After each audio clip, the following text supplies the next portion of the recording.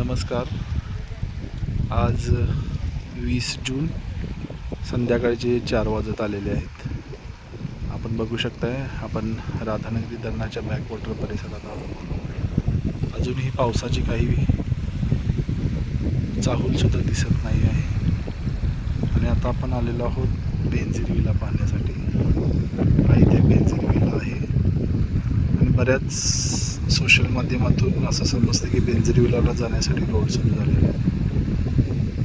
पण आज 20 जून रोजी सुद्धा बेंजीर विलापर्यंत पाण्याचा मोठा प्रवाह धरणाचं बॅकवॉटर आहे.